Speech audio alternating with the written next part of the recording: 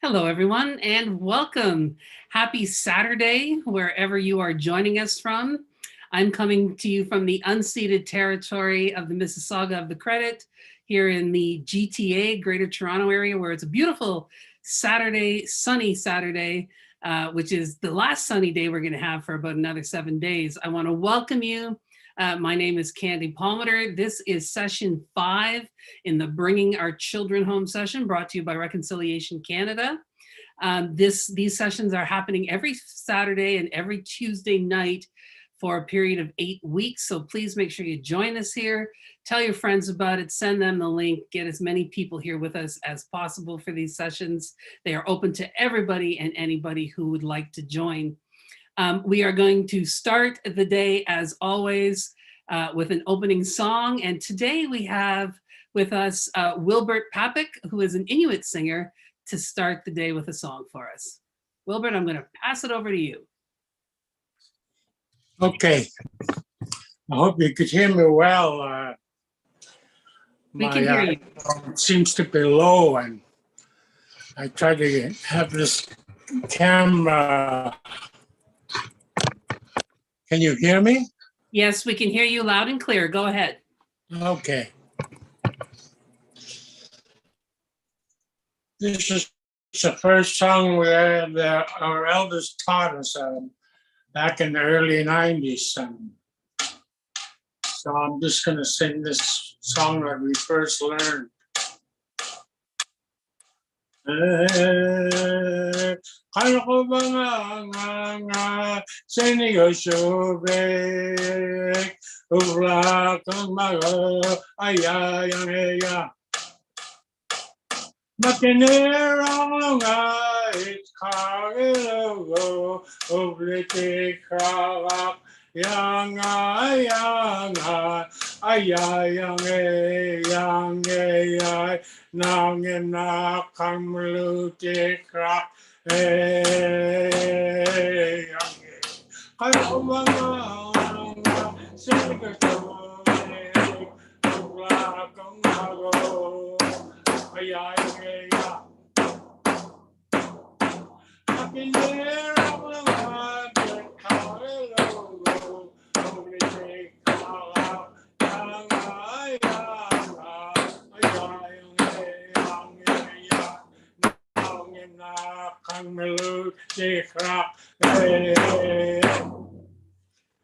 Thank you. Thank you so much, Wilbert. That was beautiful. Thank you for starting us off in a great way today. These sessions are being recorded, so if you missed the first 4, I invite you to go to Reconciliation Canada where you can stream them. Each one has a different theme and a different sort of topic that we're speaking to. And how this will work today is we're going to have an opening prayer here in a moment by our esteemed elder, and then there will be a panel discussion followed by an opportunity for you, the viewer, to ask questions.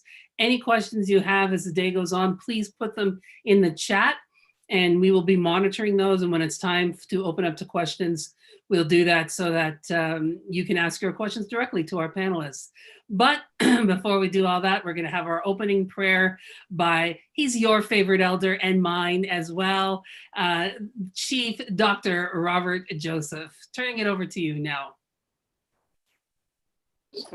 Thank you. Tila Kastala Nazmut.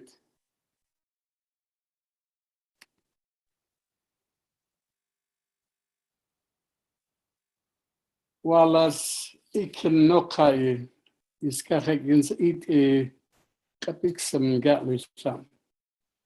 Quaquashilala hukta, quaquistalala hukta, walas at Waltamida Sassam.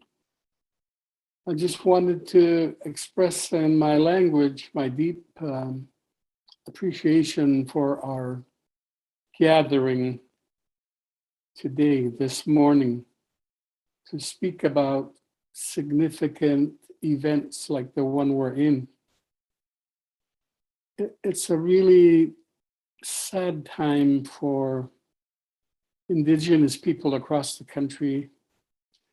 And there are many non-Indigenous Canadians who are paying attention and who are feeling and understanding the brunt of this loss of children and then being discovered in unmarked graves.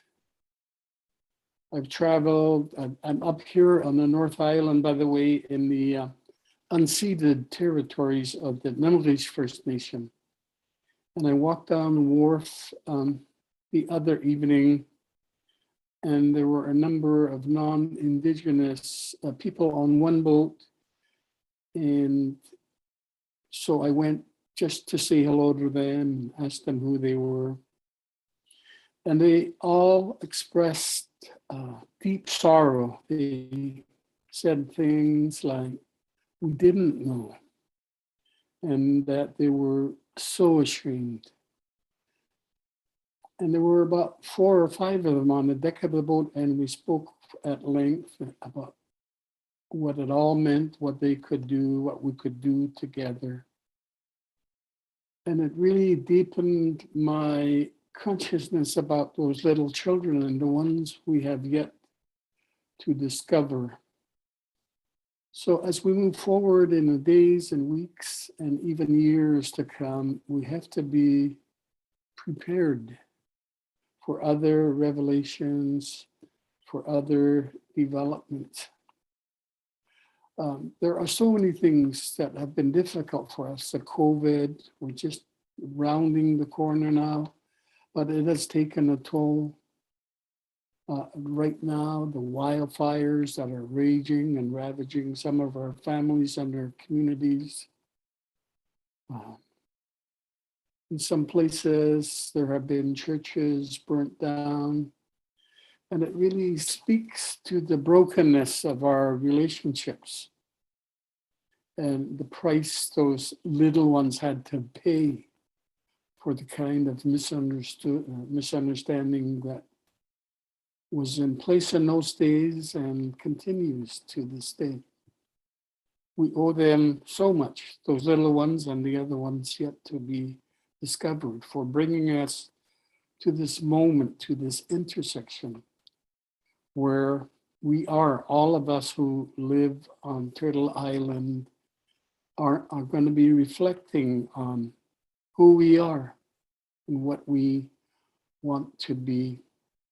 So my prayer rather, will be for those little ones, for all of you on the screen and others who aren't, that we can find a way to bring about the kind of conditions that those little ones we're talking about would have loved to have been in, rather than in those difficult situations of disrespect and neglect. So I'm going to ask the Creator to be with us this morning, to have our minds wide open, our hearts wide open, so that we can see each other, hear each other, listen to each other, and then begin to change our mindset from whatever position it's been to a new one that we're now going to be creating because of the little ones that we so sadly miss and mourn. So I'm going to say the prayer in Kwakwala. Tila Kesla, Yulik Ikirno Yul Equal no Kuno. We get la Solachano Kasuk Yoslach Lakano Bibukwini. Suman Lakesa Salawut la Iskano Bakone. Questa says no Hayasi la Mama la Kano. Gatmis no Quita Masalo. Like Alice. Ka Olak Alice Woodruff no Waston. Ka Iganakola Mixno. Bibukone with that Nakwa Lachotahi Stalisif. O Katmasa se Yulik Gitame. Suma Astafahida Sakwai. No Puyas man no Fayu Nakula, Iganakula. Kaeda Sassam Himla Tamno Nika is Sinati. Ahema wistatli wakatli da waktem. Lama klakustokla ka kwetla askes kenro mitnok. Gachla kwetla lis gachano gachlota nala. Ahem on my relations. Thank you. Thank you so much for that, Chief Robert. It is always such a pleasure to start these sessions with an opening prayer. And the other thing that we do in every single session is that right after that prayer, we like to take a moment to reflect, and we are going to do that right now. We will take a moment of silence to honor the children who never made it home, for the survivors who are no longer with us, and for all the children who haven't been brought home yet. A moment of silence.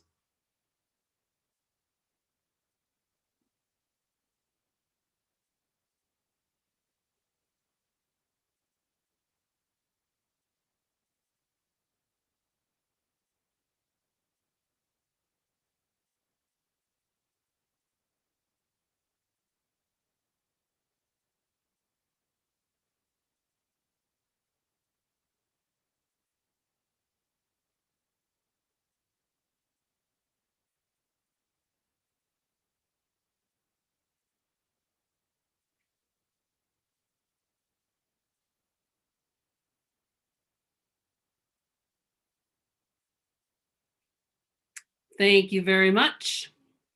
And now we are going to start our panel discussion. Again, I want to remind you that you can ask your questions in the chat. If you're watching on the live stream on Zoom, on Facebook, obviously put your questions in the question section. Someone is monitoring all that and will get those questions to me for the question and answer period. I'm going to start by introducing to you our panel today. And that panel will be Chief Robert Joseph, who you just met in the opening prayer, who's the ambassador for Reconciliation Canada. Karen Joseph, who happens to be his daughter and also the co-founder of Reconciliation Canada. And also joining us today is Diane Longboat, who is a traditional teacher from Six Nations, which is not all that far from where I am right now. So I would ask all three of you if you could turn your cameras on and enable your sound. Unmute yourself.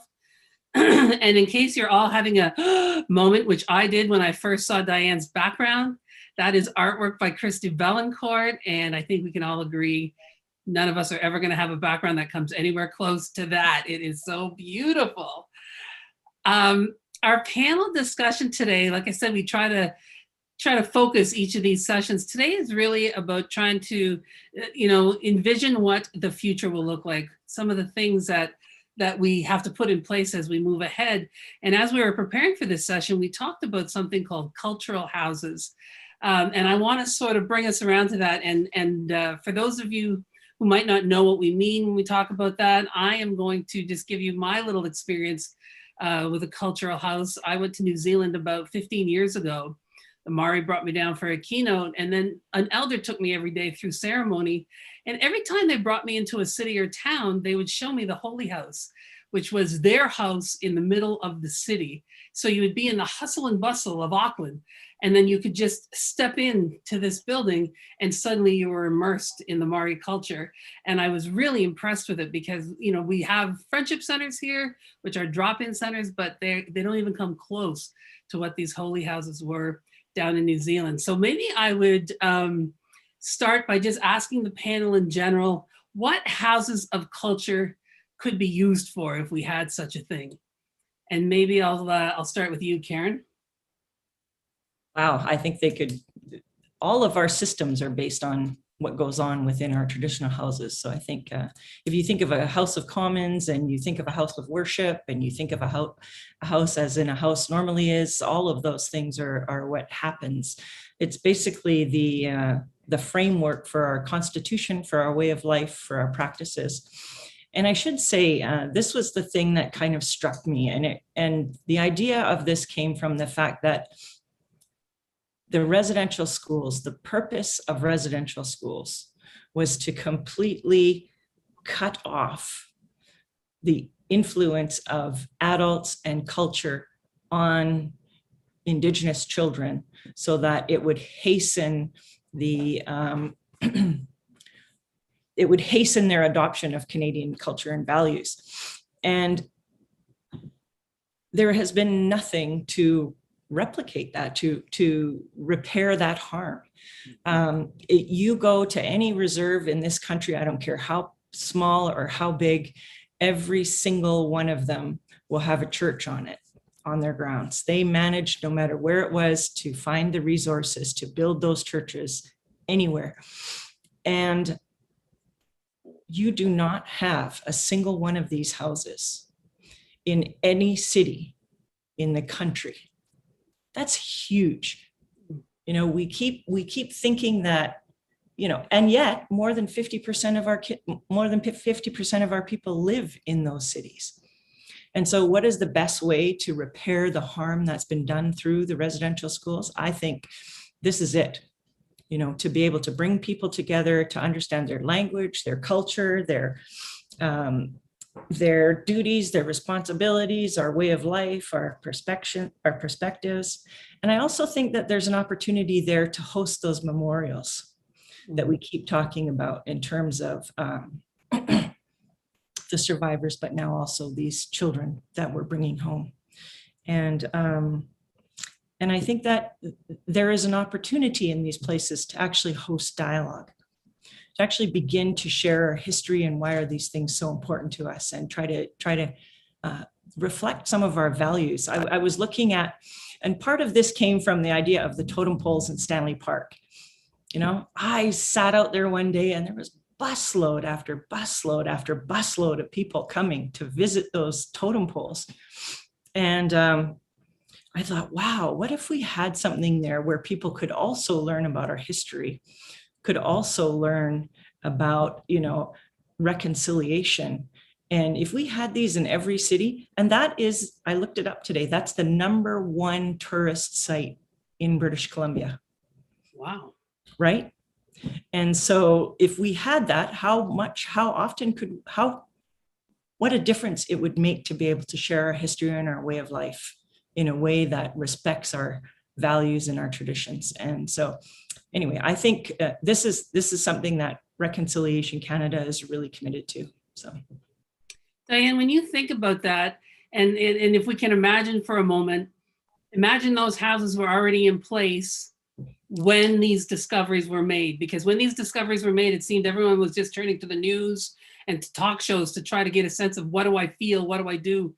Can you kind of talk about what those houses could provide in a situation like that, not just for Indigenous people, but for non-Indigenous people as well? Thanks, Candy. I think that one of the things that these houses really represent to me is a reflection on that original creation that all of us came from. That time in the sky world, our stories of creation here, our duties and our responsibilities, and our relationship to the land. You know, when you think about what those houses could represent in our cities today, it's all about understanding that piece. Canadians don't understand that cosmology that we have as Indigenous nations on Turtle Island, and how that cosmology relates to their own cosmology, because we have, you know, place in our teachings for red people, black people, yellow people, and white people. So those original 4 families that were created. And so when you think about, you know, the uncovering of these graves now that were so, I think, covered up for so long, not only physically with soil, but the whole notion of who they are within those graves was silenced. You know, the whole history of all of that was silenced. So now, you know, Canadians are scrambling and they're saying, what is this? How could this happen in our country? I mean, Canada's standing on a soapbox about China and the treatment in those re-education camps for the Uyghurs. And so now it's happening in our own country. So we look to those houses. If we had them in place, they teach about our history.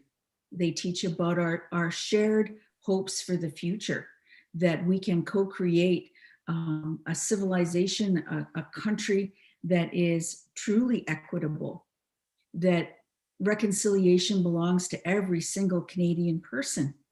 And so teaching about our history, our creation, our languages, our cultures, our ceremonies. We have grieving ceremonies that help people through these hard times, and so it can be a place of ceremony and healing.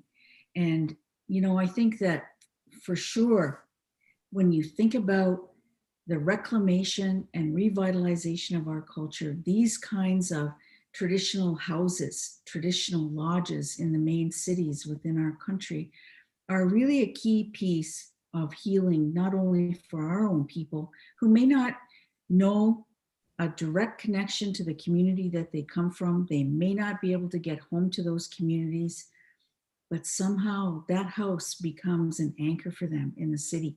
And it becomes an anchor for Canadians to say, when I need information that I haven't been taught in school, and that the news is not providing me the full background of the story, I know I can go to this place and I know that the truth will be shared there. So these are so much more than houses of culture or history or languages. They're houses of truth where people can really reach out to authentic individuals who are the experts in our fields and ask questions and collectively, design the answers together for the way forward. There's so much that can happen here. Thank you for that. Chief Robert, what do you think about, first of all, what is it going to look like? What would it look like if we had those? But also, would it just be Indigenous culture, or would there be other cultures included, do you think? Yeah, thank you so much. This is really interesting. I've thought about it a lot. First of all, I want to say that the story of the precious little children in the unmarked graves is just beginning. So really, in a sense, our journey together is only beginning, even though the Truth and Reconciliation Report has been submitted for a few years now. And there have been lots of work done in the name of reconciliation. The deepest essence, of course, of reconciliation are not those political and legal agreements that are made. They're the agreements that are made through our hearts and minds and soul and spirit, and loving each other, knowing each other, and being able to see each other as human beings. So when I think about this, there are going to be really two processes in Canada on reconciliation going on. Indigenous people, we have so much to reconcile in our lives. We have so many institutions have been destroyed, our ways of being and thinking, our economies that used to be based on different values and principles, everything has been tampered with and weakened and some erased. And so internally, as Indigenous people, we really have a lot of work to do to reclaim what we generally call culture and tradition and so on. And that work really needs to start now. We have to get past our anger about, and not forget it, but get past it so it doesn't consume us that we can't do anything else. We now are at that point, I think, where we're going to have to do that and move on to the second step, which is to reconcile our own lives and our own belief systems.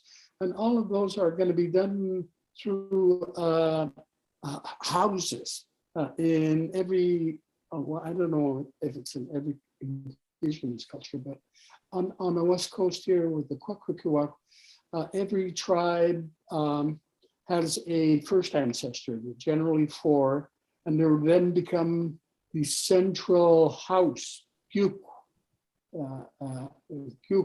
of the Namima. So it's the same house we always talk about coming down through the generations, hundreds of years later. It's the same house because we always go and refer back to that same ancestor from which we manifested.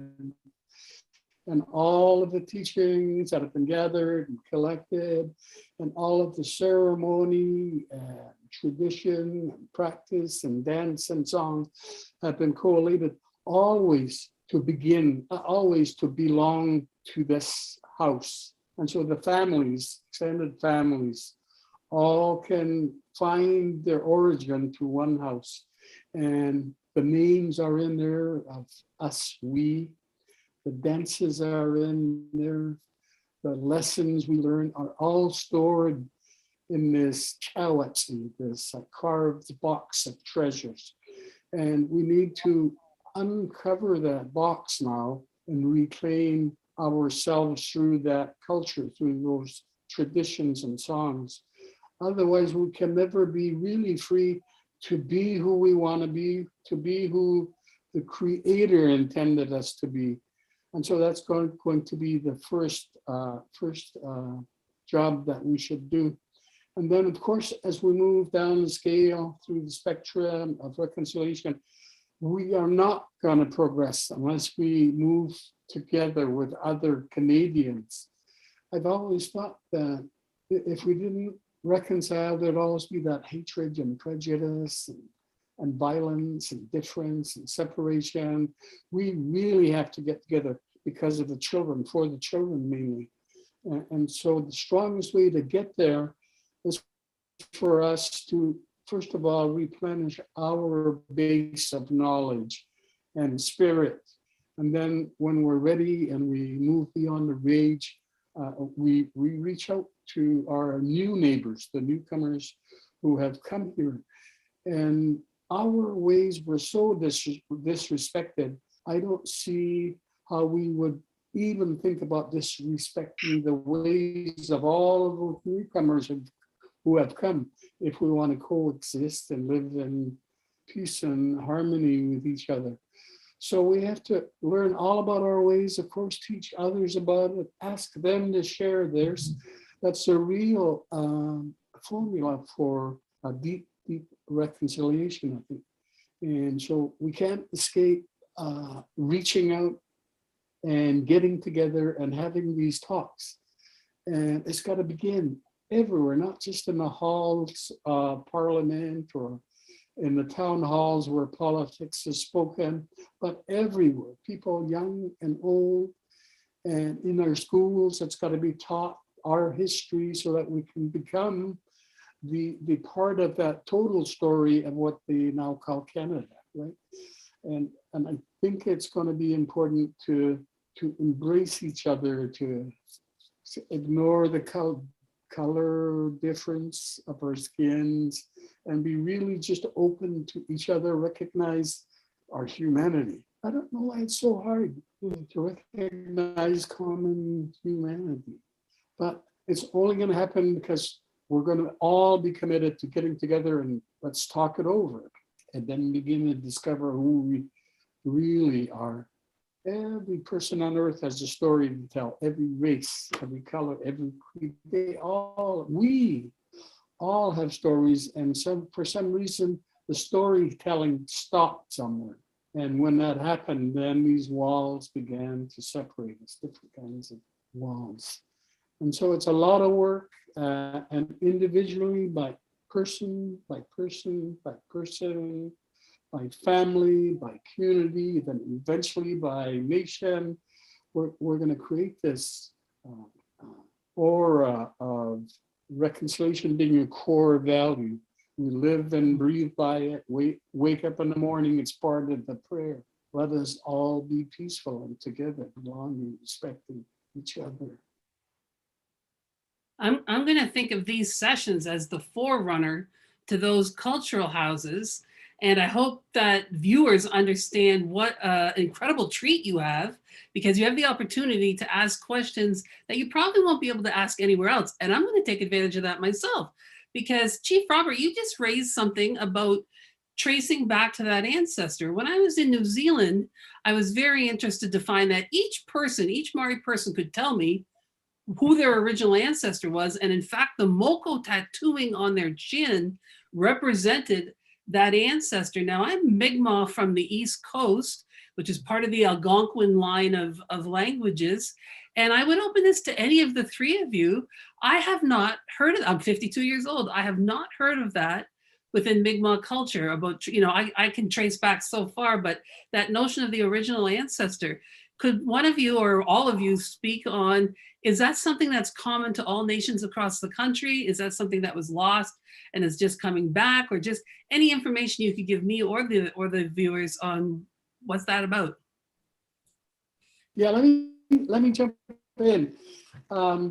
It's hardly known how many First Nations across country have these origins, genesis. They're really genesis stories. Genesis stories, that's how significant they are. Among the Kwekwe, every tribe has a genesis story.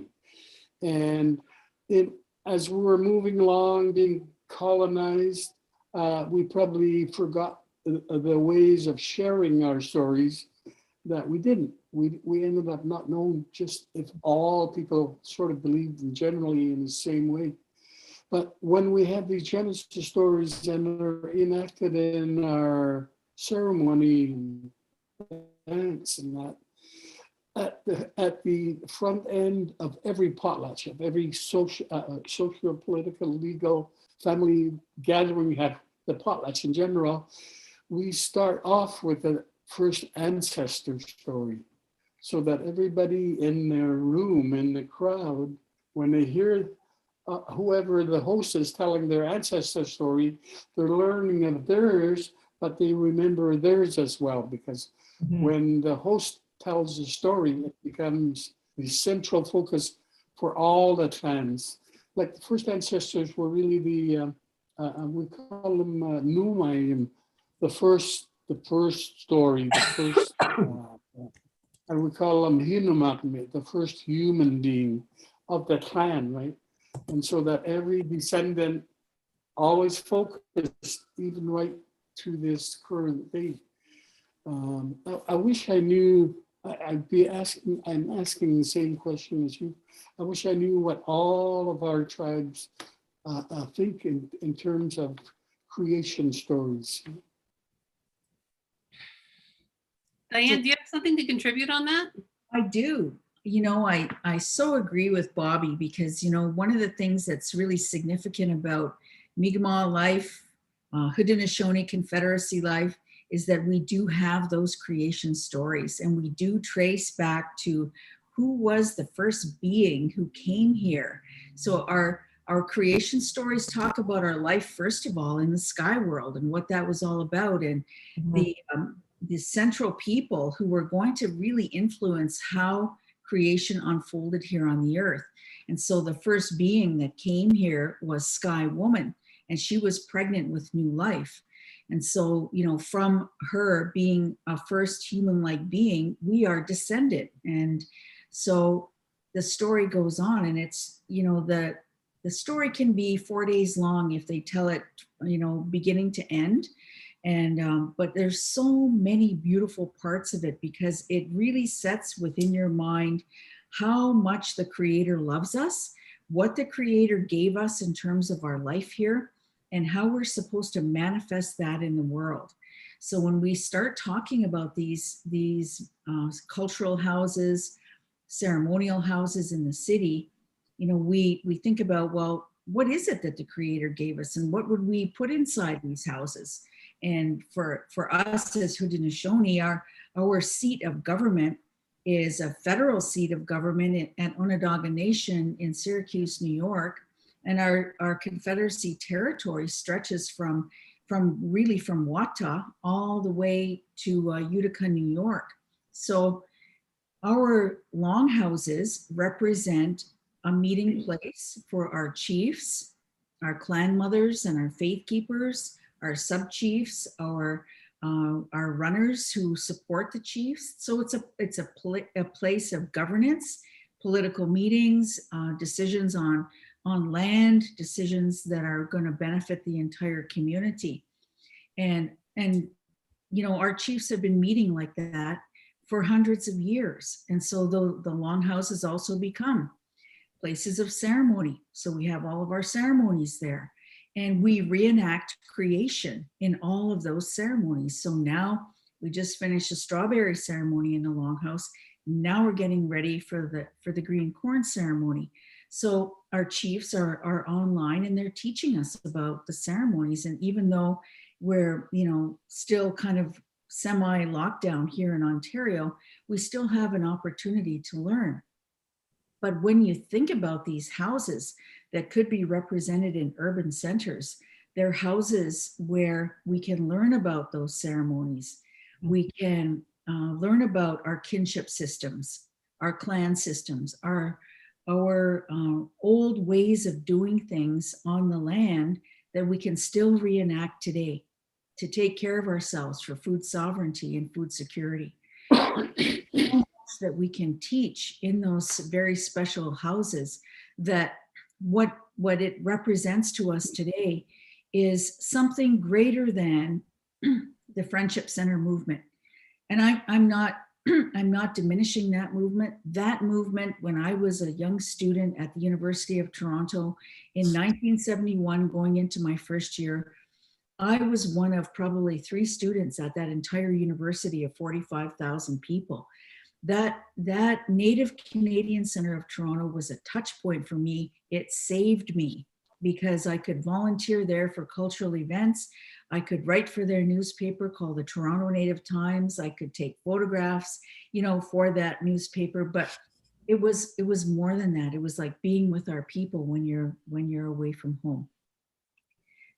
The cultural centers movement, also very critical because it's situated in First Nations across the country. And I've had the privilege of working for the cultural centers movement. And it is such a powerful revitalization of our cultures, languages, and ceremonies in our communities. But you said earlier, Candy, that 50% of our people live in urban centers now. And so what does that represent in an urban center? I think first and foremost, it represents a touch point for our own people, for their healing and their regeneration and revitalization of self, family, and then community. Because we have community in urban centers, but who's putting those young people through rites of passage? Who's teaching those young people about sexuality and good relationships, and what is it to form a marriage for a lifetime? What is it to walk in the world understanding who you are and the gifts that you carry? And all of those young people who are LGBTQS plus and trans need a place to anchor themselves, to feel loved, honored, and respected in an urban environment. Because many have come through the foster home program. And, our children are the ones that are, booming that economy in foster homes. So what is happening? They're disconnected from us. And so they need an anchor in that urban environment. And then, I feel like when we're strong enough, we can open the doors of those places to Canadians to come in and have conversations with us. But, I'm always, because I have lived in the city when I was young, I'm always of the mind that living in the city is a high risk environment.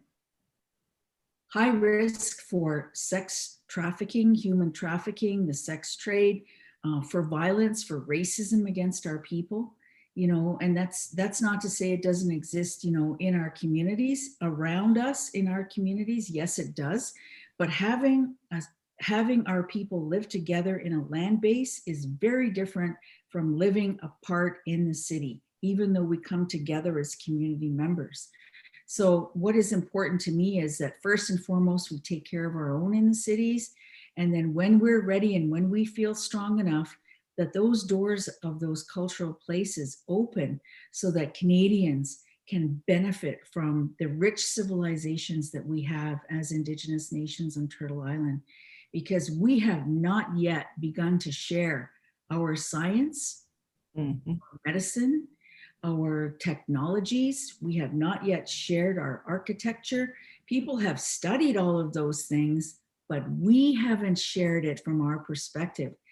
And, Chief Bobby talked about those ceremonies of the potlatch. For Canadians to understand a simple value, and that value is generosity and unconditional giving. It is not about amassing wealth for self. It is about how generous you can be to give away the best things that you have, knowing that you're helping other people and that you're raising up other people and that you're creating a society that is no longer stratified in a class system, but it becomes a circle. And once we create a society that becomes a circle where every single human being has a beautiful gift and a place in that society to be honored and respected, then we've got a social movement. And I really believe that these very special places of ceremony and teaching and healing and sharing in the cities are going to create a social movement in this country. Canadians are waiting for our knowledge to be placed on a platform where they can learn. I believe that, and I've seen it many, many times over. We just don't have the platform yet, and I think these places will become that platform. Thank you for that. I'm going to go to Karen here in a second with further to that question about the ancestor, but I love that you raised, Diane, the concept of when you were at university. Anybody who's heard me give a keynote will hear me say this all the time. I felt like Elder Jane Abram from Millbrook First Nation should have got half of my degree when I was in law school, because I was at the law school surrounded by non-Indigenous people who felt that the only reason I got in is because I was Indigenous. I felt like I should have my transcript somehow pushed onto my forehead so everybody could see that I was writing exams just like everyone else. But I got through law school like this. I would come out of the law school every day with my hair on fire, and directly across from the law school was the Native Counseling Unit where Jane would be. And I would run in there and I would slam the door and I'd say, Jane, that's it, I've had enough, I quit, I'm done. And Jane would say, oh yeah, well, let me just plug the kettle in first, we'll have a cup of tea. And she'd plug the kettle in and she'd talk to me about whatever, most of the time not even about school. And then she'd pour me my tea and we'd sit down and we'd talk. By the time I was done my tea, I'd be pretty much chilled out. And then Jane would always look at her watch and say, 6 o'clock, too late now to quit today, you might as well wait till tomorrow. And I'd say, okay, but tomorrow, that's it. And I did that every single day for 3 years until I walked across the stage as valedictorian of my class from law school. So I really don't feel that I could have got through that without having that place where I could go to be with my own people, where I could get teachings, where I could get that cultural guidance that I got from Jane. So I love that you brought that up. And I love the idea that this could be that for every Indigenous person living in a non-Indigenous municipality, struggling in their workplace, struggling in their neighborhoods. You know, when I first moved into a suburb, I bought my first house. I put the Mi'kmaq flag on the house, and the Mi'kmaq flag has a red quarter moon. Everybody kept crossing the street in front of my house. And I thought, uh-oh, they're upset that an Indigenous person lives here. And then finally one person came up to me and said, are you a communist? And I said, what? And she said, well, you have that red sickle on your flag. We've all been talking about it. And I said, oh, it's not a sickle, it's a moon. I'm Mi'kmaq. They were so relieved to find out I was Indigenous, not communist. So it was just this lovely thing where I was in Nova Scotia, and yet they did not recognize that Mi'kmaq Grand Council flag. So it's yet another example of why these things are so needed. But when I talked about that single ancestor, Karen, you said that you could talk to that with regard to how it relates to the land and children. Could you give us your take on that? Yeah, I think, you know, one of the beauties of our systems are they are centered around our children. And so the idea of leadership, regardless of where you're at within that system, is it's not responsible for, it's like responsible to. You know, it's like, it's not that you know better, it's that your responsibility is to help them become the best at whatever they are. And I really appreciated what Diane said about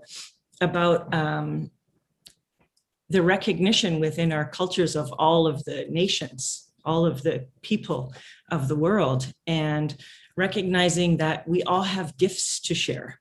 And so for me, that's fundamentally the beauty of reconciliation. It's recognizing that we as Indigenous people, despite all of the years of genocide and persecution and racism and being held down, still maintain these beautiful gifts. And as Diane said, it's time to reveal them now, and to to sort of take our place within the structure of the world. But in terms of the ancestors, this is a really important piece of it. You'll have your first ancestor, but it's always related to the territory that you live in. So your ancestor is not from some willy-nilly place over the mountain. It's like right there in the land that you live in. And all of our cultures reflect the land that we live in. That's why it's so important that we take care of it. You know, we need to take care of the cedar because that's where we get most of our resources out of. We need to take care of the fish because that, you know, you're Mi'kmaq. What are you without it, right? and if you're thinking about these places as cultural centers, and if you know, my dream is always to have them in a park-like setting, like Stanley Park, so that we can have our flora and our fauna there, and we can learn what are those traditional medicines, how do we prepare those foods, you know, and why is that important? Because, you know, so it has impacts for our kids in terms of child welfare. You know, most of our kids live in the city, they don't even know where they come from, let alone, you know, what they are. And we have so many now misidentifying themselves because they just don't know. And then we're talking about health and resilience. Like if we could help them build that resilience and reduce some of that shame and understand where they came from. Like I don't necessarily see it just as a center for us to practice our culture, but if you've ever been to our territories, there's a place called Umista, which is a cultural center there. And it teaches that origin story as you go through it. And you get a real sense of, okay, where you're coming from. And then I think that there's also the import of our artistry, our artisans' capacity to tell a story. And I'm thinking about Carrie Newman and the Witness Blanket. If we had a place for those things, because one of the beautiful things when we held the Walk for Reconciliation was we engaged all of the museums and all of the galleries to display Indigenous works of art that reflected reconciliation. And so there were so many cross-cultural components to that as well. It was beautiful. And so I think that when we talk about our children and we talk about the ancestors, it makes so clear why we continue to live in the places that we live in and why it's so important for us to connect somehow to that place. And we can do that in the city through these houses, because those trees, the poles that build it are part of it. I too had that experience, Candy, that you talked about at UBC, coming out of one of my classes. It was I can't remember what class it was, but the professor was arguing with me about how to speak. He was a linguist, how to speak one of my words. And we got into it. And then coming back into that longhouse and just the first, you didn't even need to see anything. All you did was, because you smell that cedar. Yeah. Right. And it's just so powerful. And what if our kids could do that? What if our kids could understand the healing power of the places we come from? And I think, that's why it's so important, just that connection. And I believe that the power of our youth, to withstand the onslaught that they're faced with right now.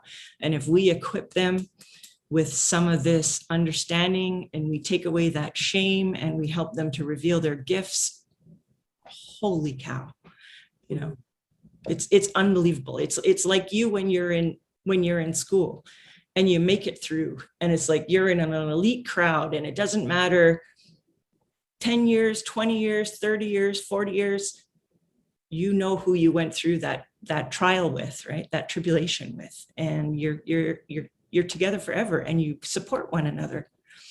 And I think those are really, really important lessons that we could have happening within those places, those sacred places. I love that concept. Now, when I think about this, so I have to, as the lawyer in me and the former civil servant in me, I'm thinking, money, money, money, money. Who's going to pay for these things? And I'm happy to see that. I can see in the comments when it comes time for me to ask questions from the audience, the mayor of Vancouver, Kennedy Stewart, is with us today as we're doing this. And when I worked in the government in Nova Scotia, we had a thing called Tripartite Forum, where we brought together the federal government, the provincial government, and the Mi'kmaq in order to sit on, there were 6 tables on 6 different things, like from justice to education, culture and heritage, et cetera. And that was an opportunity where we could like pool our money to do things, but there's always that push and pull. Like our Friendship Center in Halifax was falling apart. So it was, who do we go to in the city? Because there wasn't even at the time anybody assigned to the Indigenous file within the city of Halifax. So my question to the panel, and it's likely the last question before we turn it over to questions from the audience, how would this get funded?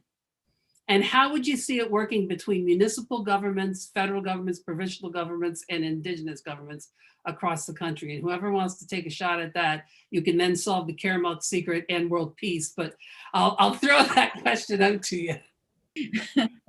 I'll start because, you know, there's a movement within the city of Toronto. We have an Indigenous Affairs department there within the city, and they're really active right across the system in terms of looking at, you know, a mental health response to crises as opposed to a police response. They're looking at a whole new initiative, which is looking at historical places within the city of Toronto, reclaiming some of those places, understanding what they were in Indigenous history prior to the city of York forming, then the city of Toronto.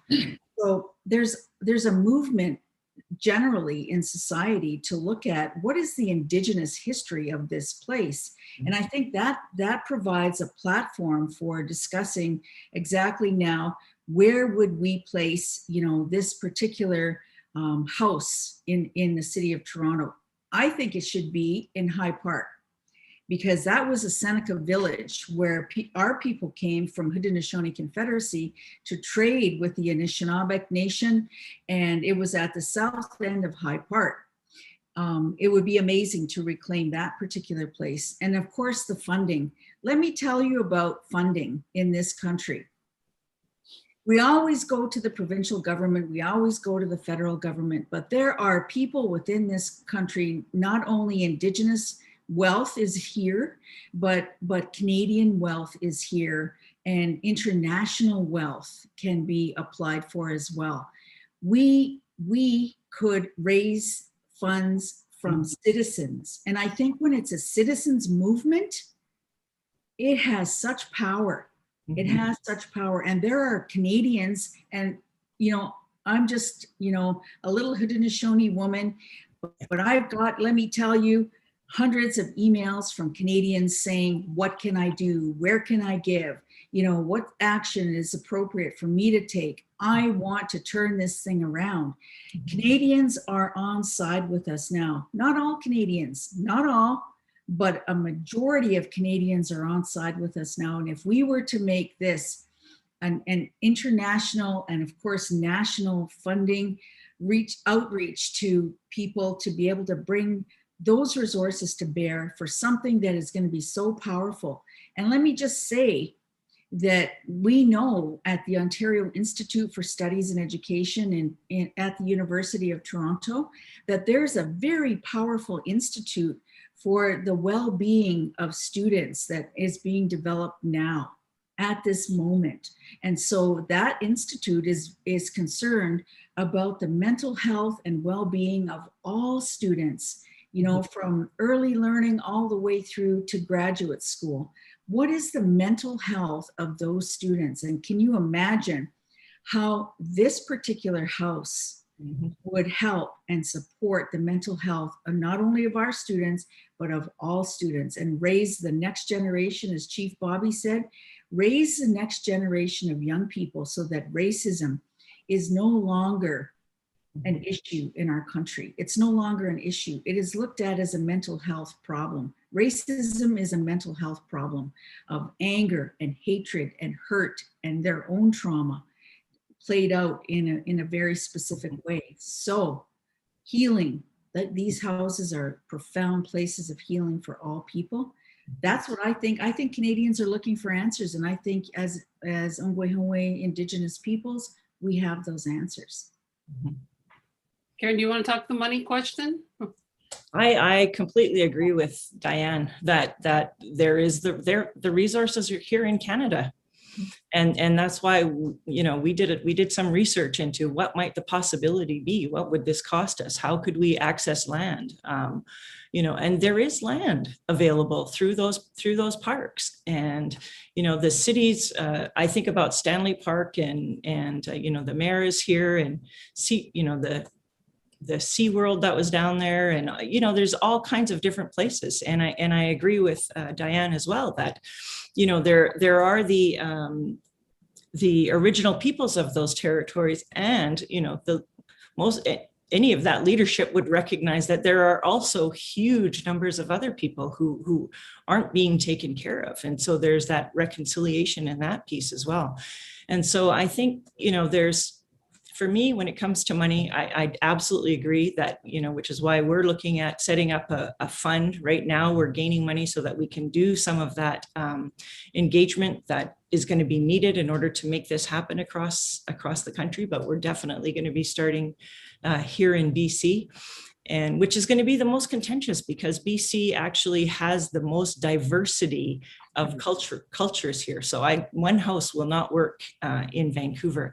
One or two houses would work in almost every other city in the country because of the diversity of their people. But you know, there are people who want to give. There are people who, you know, we recently received a contribution from Ryan Reynolds, for instance, Nice. at Reconciliation Canada. And what people need to know is that there's somebody that has a plan, that has an organization, and that has the kind of reach that's necessary in order to bring the right people together to make that happen.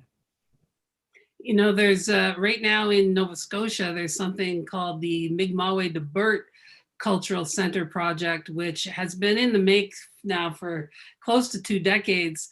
But they got the land, and I'm sitting on the steering committee to now do exactly what you raised, Diane, is going out to private citizens who have a lot of wealth, who are known for philanthropy, and trying to get them to turn their mind to this center. And the land that it's going to be on is really important, because there were hearths found there, and some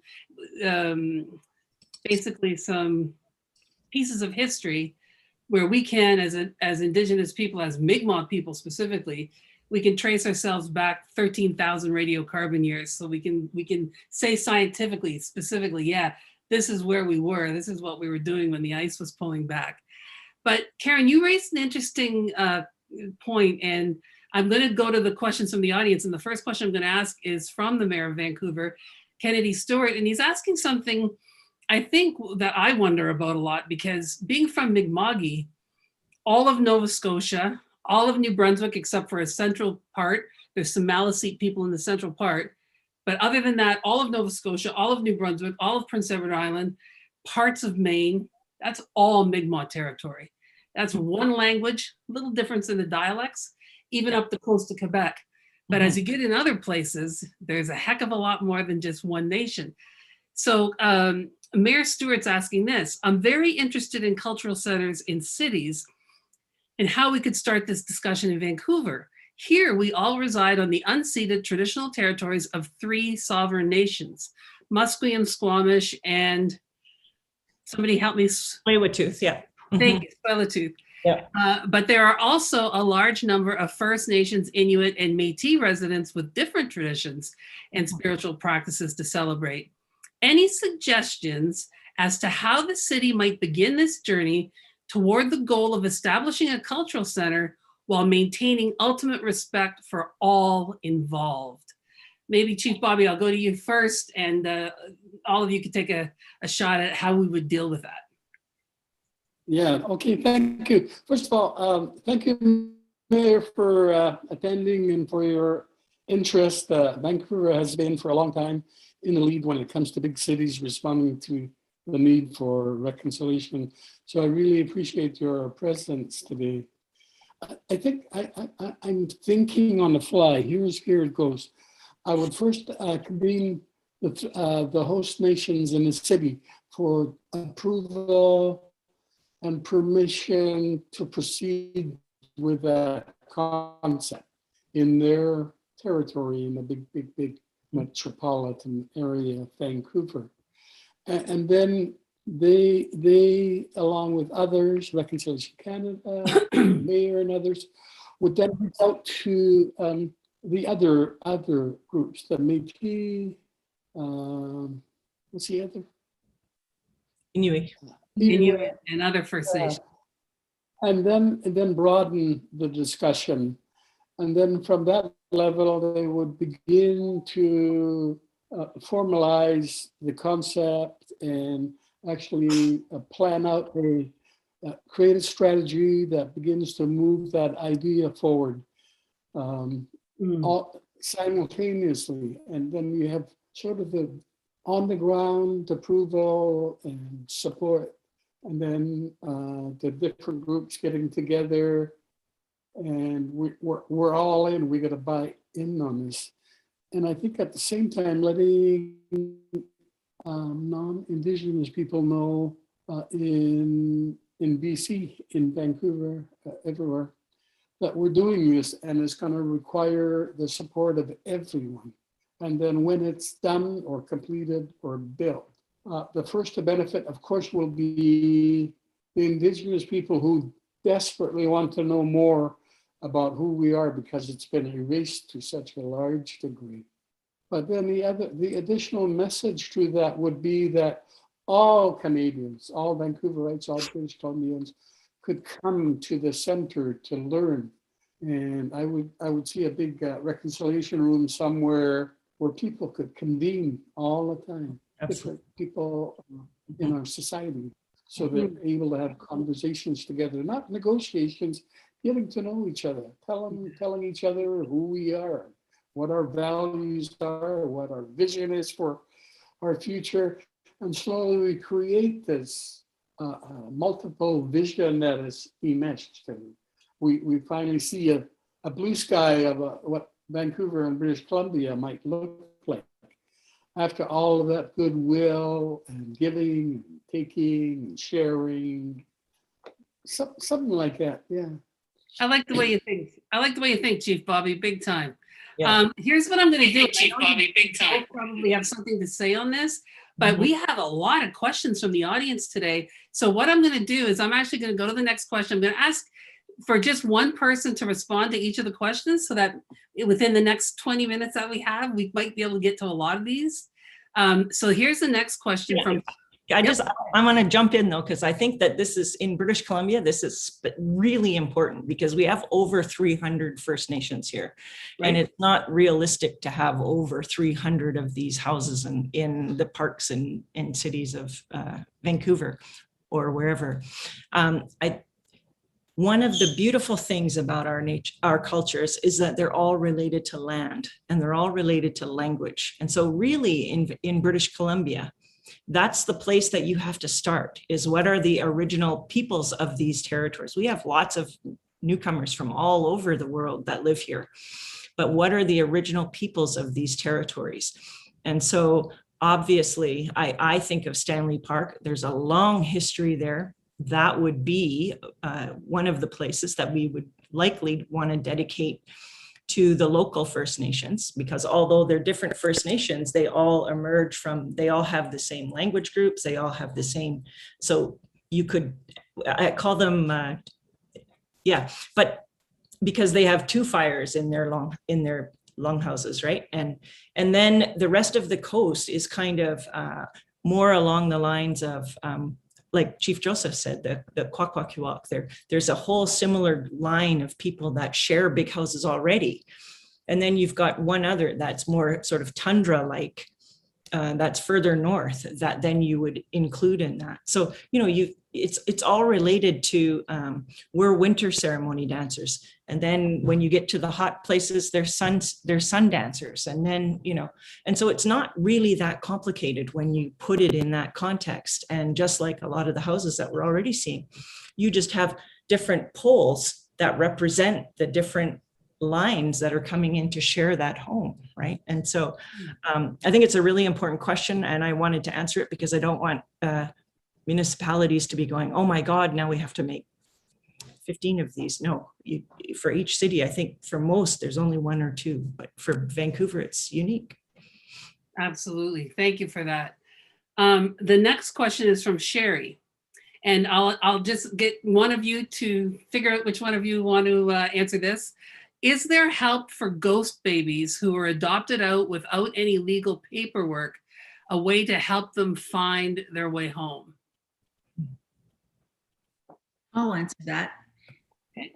Absolutely. There is absolutely a way to find out who you are, where you come from, and find your way home. And that's where ceremonies come in as being really important, because ceremonies connect you to the spirit. The spirit is alive in all things here in creation, and all things in creation have a place and a duty and responsibility. And through ceremony, we can actually place those. And that's the first time I've heard that term, ghost babies.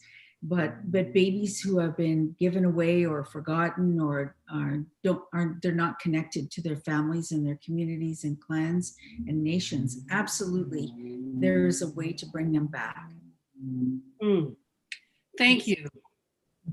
The next question is from Andrea, and this one really interests me because I worked in education for 10 years, and we had such a struggle with getting education into the school system. There were twofold. One was getting it into the curriculum for kids. So in Nova Scotia, we had a Mi'kmaq Studies 10, which was mandatory. Everybody had it. Well, they had to take it or African Canadian Studies, the choice between the two. A teacher would get assigned that, and the teacher would call me up as the director of Mi'kmaq Education and say, what do I do? There was nothing in my BED to help me teach this course. And I used to say, well, contact your BED granting institution, tell them you need some money back, because if you're going to teach in this country, you're going to teach Indigenous kids at some point. So Andrea's question is, do you think it would be helpful if Indigenous studies were made mandatory in Canadian schools? And I know, we're kind of spreading the country here. So who would like to answer Andrea's question about the importance of Indigenous studies in Canadian schools? It's only one word, yes. Yeah. Sarah. It's simple but not easy, because the answer is yes, but actually getting school boards and departments of education across the country to agree is very difficult. There was a very brave minister of education in New Brunswick, because people would say, universities would say, well, look, the government can't force us to teach anything in our curriculum, right? We're autonomous. The Minister of Education in New Brunswick about 10 years ago said, that may be so, but I'm the guy that signs teacher's licenses in the province of New Brunswick. And if you want your students, your graduates to get licenses in this province, you're going to have to teach Mi'kmaq studies. And that was so powerful and so incredible. And then he got shuffled out of that seat really quick. So that is, Andrea, it's a great question. It does exist in some places. BC, in my experience, is further ahead than all the rest of us, because they bring it in early in the curriculum, but it is a constant struggle. And that's one of those things that non-Indigenous Canadians should be demanding of their politicians. With that, I'm going to move on to a question from Murray. Sorry, Dan. Community center engage both Indigenous and non-Indigenous children. Do you think we should also have traditional birthing houses in urban settings as well? So in the city of Toronto, we have 7 generations midwives. And so, it's not a traditional birthing, but it's a place where Indigenous midwives are bringing our children into the world. And I think it's a step in the right direction, and when we think about the importance of being born with ceremony, with a traditional language that's being spoken over you, the first words that you hear. You've left the spirit world, our languages are there, but you've come here to the earth and you need to hear our languages here. Like all of those traditional ceremonies, I think we need to be able to reteach them and reteach the medicines, reteach the techniques of bringing children into the world. And so those traditional birthing places, I think, are going to be probably the next step in this evolution. This question, first of all, gives much love and respect to Chief Joseph. And the question is, how can I, as a white person, deal with my anger and shame at what was done in Jesus's name? Your forgiveness is extremely humbling and so gracious, but what do I do with my anger from a non-Indigenous person? Who would like to address that? I think we've had that conversation quite a few times within our own territories. I, just like Indigenous people are feeling that rage and that anger, that there are things that you can do to move through that, to honor it and redirect it into something that's going to be functional. There is a lot of energy that's in that, and a lot of energy can then be directed into making some of this right. So for instance, if there's all different kinds of organizations in every city across the country that work with Indigenous people, volunteer there. Go and, if Reconciliation Canada, for instance, starts doing this, we're going to need people who can assist with some of this fundraising. We're running into the summer and COVID's just coming out, and, there's all different ways that people can help. And you can learn more about it, learn more about the history of the people, and pray, because what people do in the name of spirit is not the same thing as what spirit is. We can all twist the intentions of spirit to suit our human desires. That doesn't mean that those are the desires of spirit. And so that's probably the hardest thing that you have to do. And I'll tell you that because I was raised as a Christian and trying to move through that and understand how a God, because I thought it was God, could do that to my people,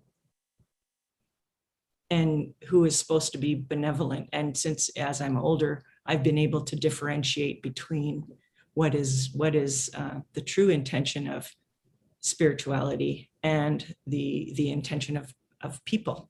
And so I think that's a long journey. It's not easy, but it's doable. Thank you. Can Excellent. I jump in, Andy? Yes, please do.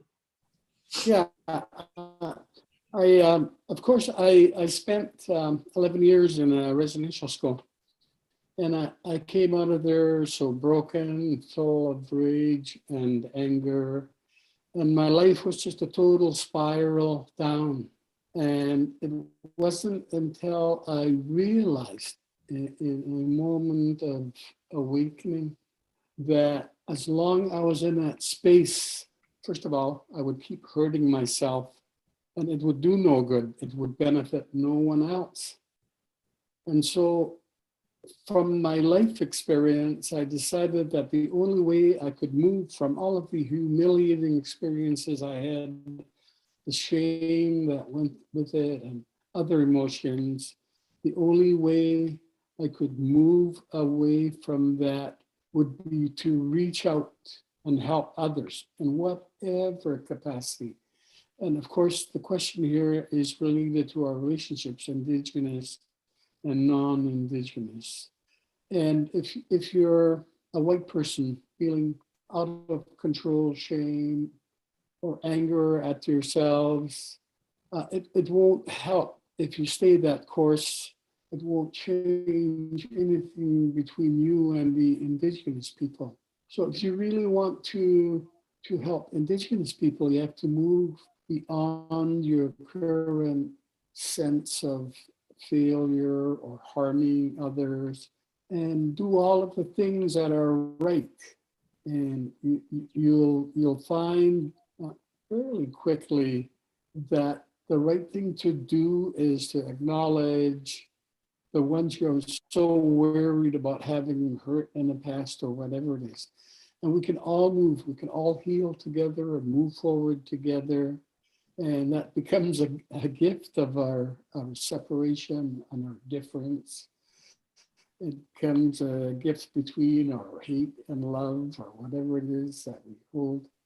And so it's really important for Canadians in general to think about that. Don't wallow in guilt or shame. Work your way through it. Reach out to the Indigenous community, to survivors, to current leaders, and ask how you can. Just any asking is a first step, how you can be a help. Thank you. Thank you for that. Great advice. There are so many questions from the audience, and thank you for being so engaged this Saturday afternoon/morning, wherever you are. With the time we have left, I'm going to pick one last question that I would like all three of you to address. The question comes from Lori, and I think it's such a good question because it really ties into the title of today's talk, which is Visioning Our Way Forward. Lori asks, could you name the next steps that you see? Could each one of you name the next steps for ways that we can support this idea coming into being? So maybe I'll start with you, Diane, and we'll have each of you answer that. Thanks, Candy.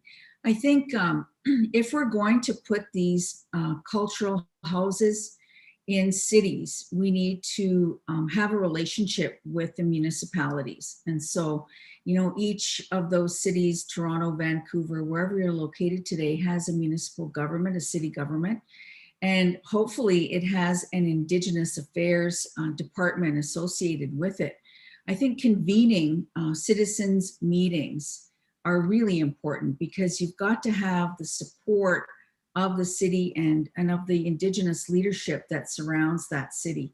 So it's kind of a two-step process. Get yourselves organized first within your city, convene your group, and reach out to the neighboring First Nations for a relationship building, because it's not going to come all at once. It is relationship building, and it in and of itself is an act of reconciliation to be able to, for leadership to learn about each other and respect each other, understand the history and the land claims and the rich cultures that are surrounding those cities. So I would see that as a two-step process. As that two-step process is evolving, work groups and subcommittees will form in and around those issues. And whether it's construction, whether it's finding the appropriate land, whether it's having focus groups, to continue consultation. But it's an important piece of reconciliation for our country. And I think it's so important for us to begin the process. Let's just begin it. Mhm. Thanks. Thank you, Diane. The first step is always the hardest. Yes. I'm going to go to Chief next and ask you that same question. What do you see as the next steps to move forward? And how can the average citizen, the viewer watching right now, what can they do to support bringing this into being?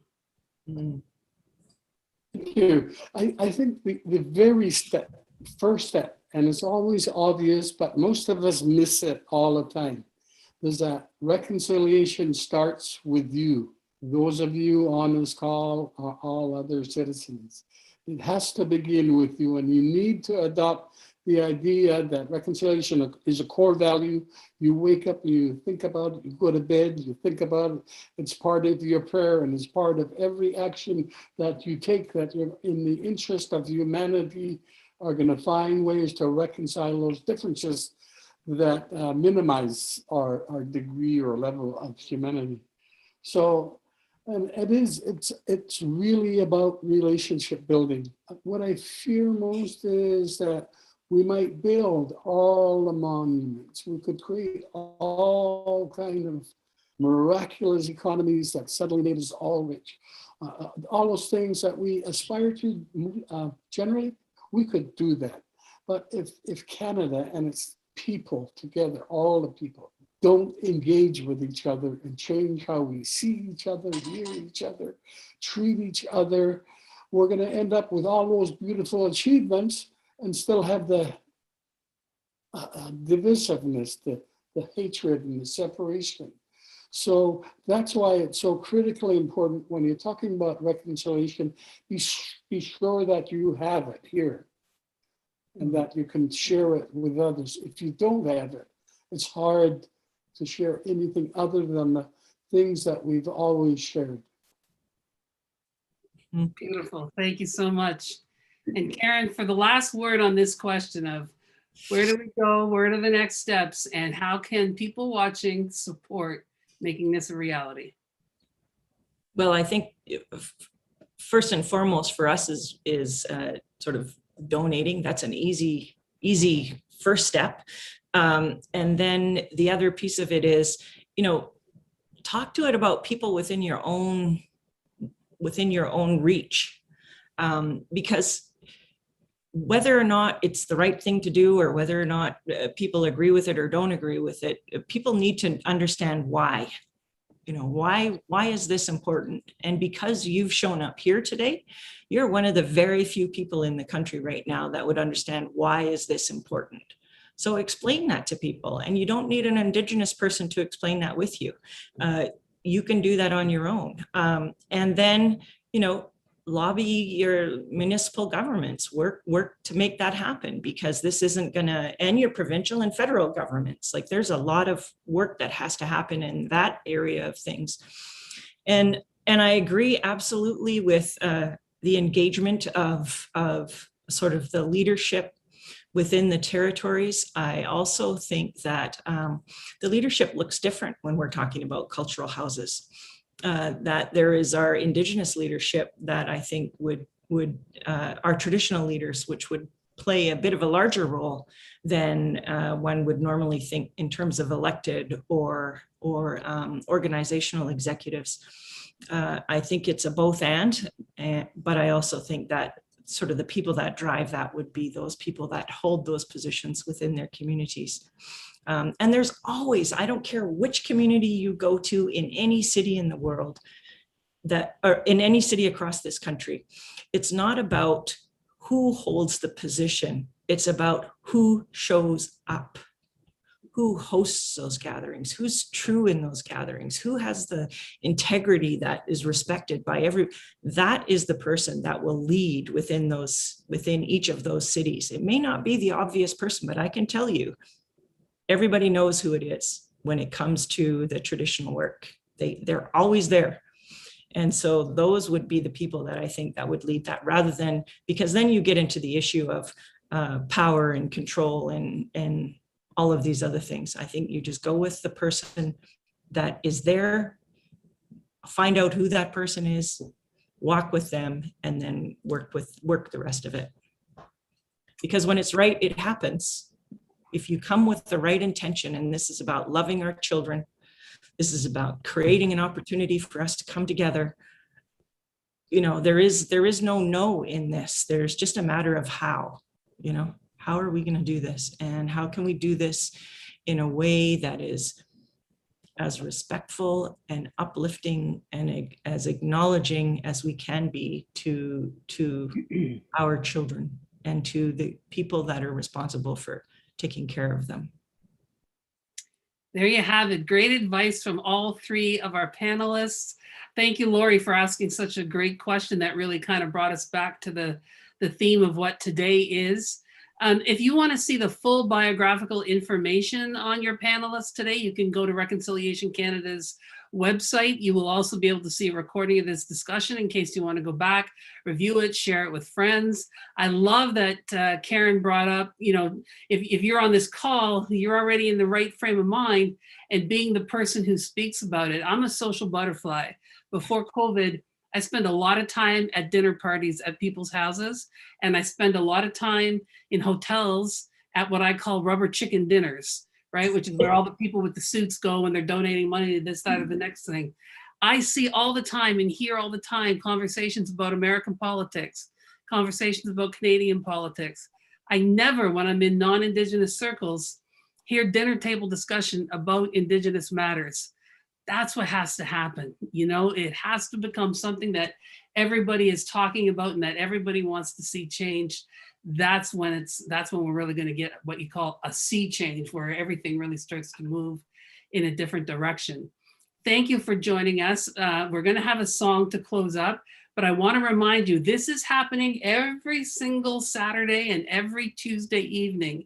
And you can go to the Reconciliation Canada website. Also right now, if you want to donate, as Karen said, if you go in the chats, Isaac has put a link in the chats where you can donate to Reconciliation Canada. And I actually had a band contacted me recently saying they were doing a fundraiser they wanted to give to an Indigenous organization, and I recommended Reconciliation Canada. So it's as simple as that. They're having a little, what we call a kitchen party, and they're going to charge so much for people to come in, and they're going to send that money off to Reconciliation Canada.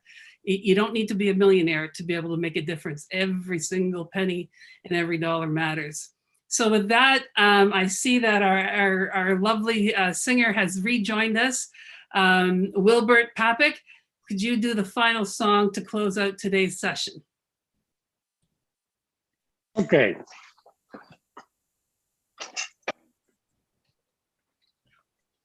You're all set. We can see you and hear you.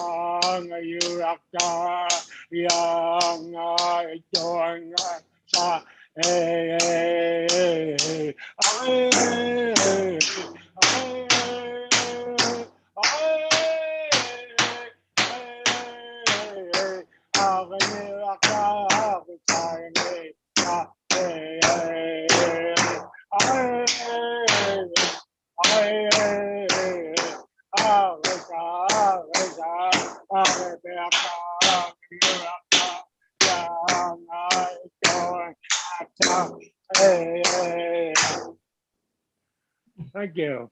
Thank you. Thank you very much, Elder Wilbert. That was beautiful. Thanks to our panelists and thanks to all of you for tuning in. Once again, I remind you, this will be happening again on Tuesday evening. Please join us. Tell 4 of your friends about it. Send them the link, ask them to join us. Let's try to get as many people watching these sessions as we possibly can. Until then, my name is Candy Palmater. You can find me at The Candy Show on all social medias. And I say to you, please love yourselves and love one another. Stay safe till we see you Tuesday night. Bye-bye.